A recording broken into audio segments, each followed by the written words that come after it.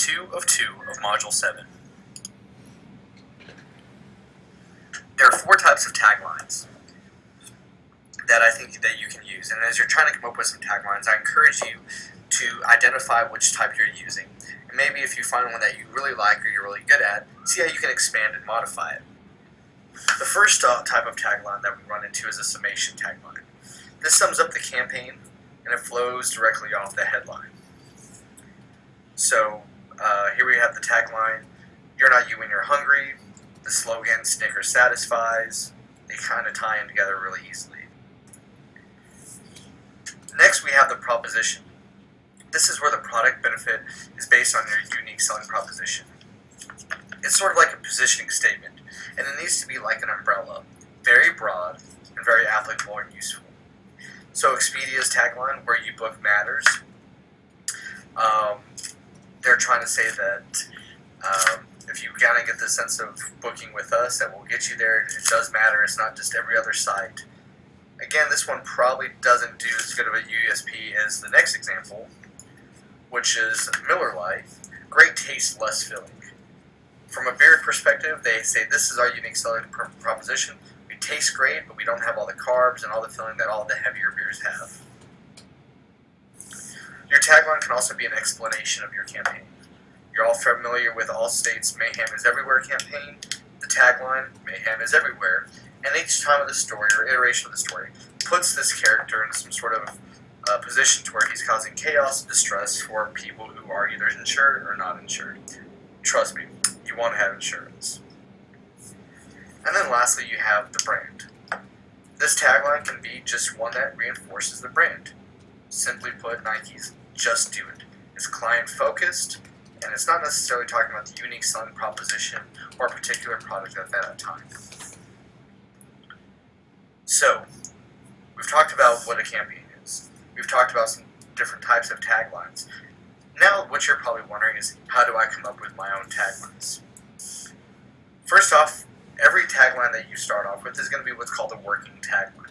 Take all the ideas, the 100 ideas that you've written down, and over the next week, we're going to start narrowing your top 100 ideas down to 10 feasible and workable ideas.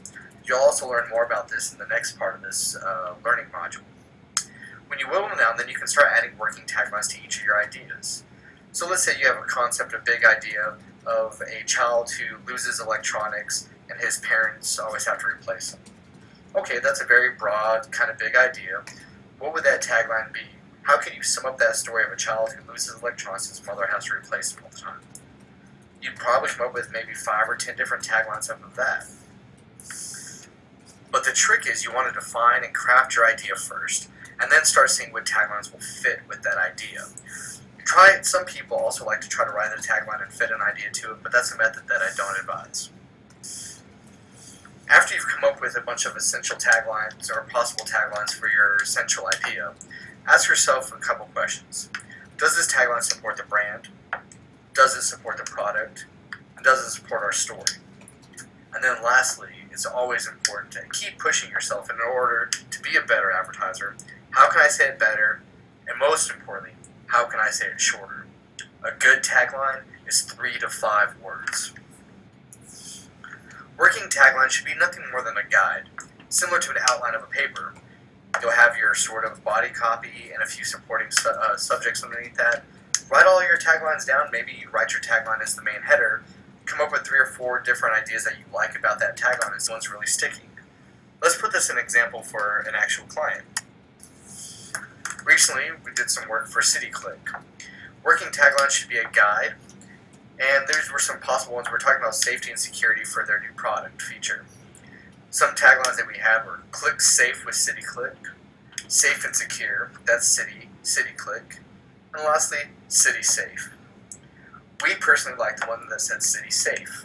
It was quick, easy, memorable, and it connected their target, and the brand wanted to communicate to the target, which was that Citibank is safe. I will advise, though, that you become very cautious with your translations when writing taglines. We're a globally connected network, and sometimes things don't translate the way they should be. Let me give you some examples.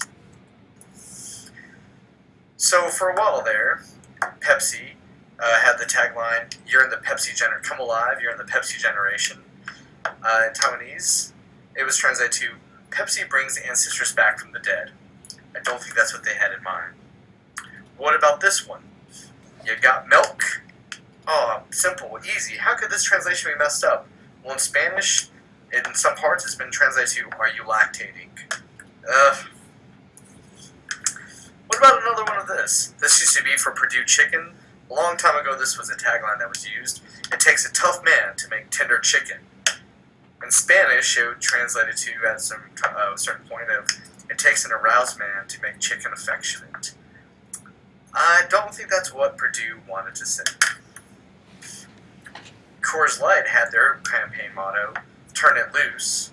In Spain, it translated in their ad campaign to, "You will suffer from diarrhea." Can't imagine that helping your cells. Finger licking good.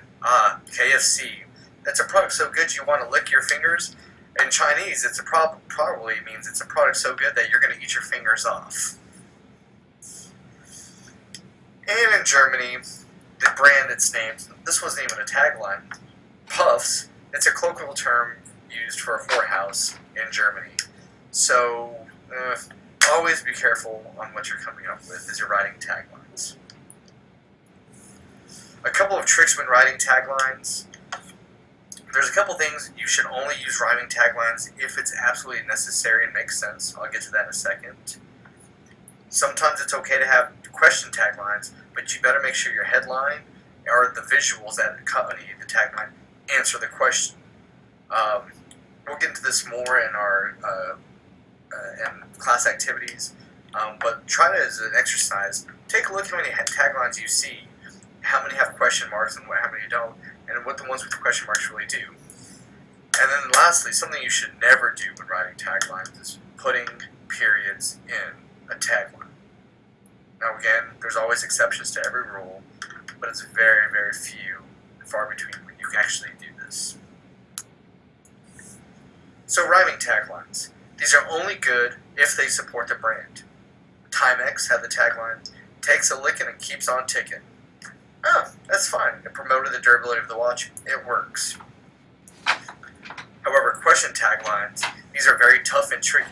You should only, again, like I said, use if your headline and visuals don't also use a question, and if they potentially answer the question you ask in your own tagline. So, for example, there's very few ones. Microsoft had a tagline of, "Where do you want to go today?" Wendy's had the one of, "Where's the beef?" And Milk had, "Got milk." These were really, really great because it made people think whether or not, and it involved people within each of these campaigns. But there are only a few good ones, and they exist for a reason. Take Nike, for example. What is more effective to you as an athlete? Just do it, or can you do it? That idea of can you do it with a little bit of doubt. We don't want to plant doubt in advertising. We want to build confidence and sell stories. So just do it empowers, whereas can you do it promotes second thoughts. So always reconsider if you're going to find yourself writing a lot of question taglines, how you can turn that question into a statement, and if it becomes more powerful when doing so. And putting periods in. I say why. A period usually breaks up the flow, and you should only use it if it really improves the tagline. Because we don't read in stutter sentences. Now, because I said there's an exception to every rule, of course I'll find some that show otherwise. Occasionally it works. WebMD, better information, better health. It's snappy and it works. It's not periods unnecessarily put in between there. Also the Marines, the few, the proud.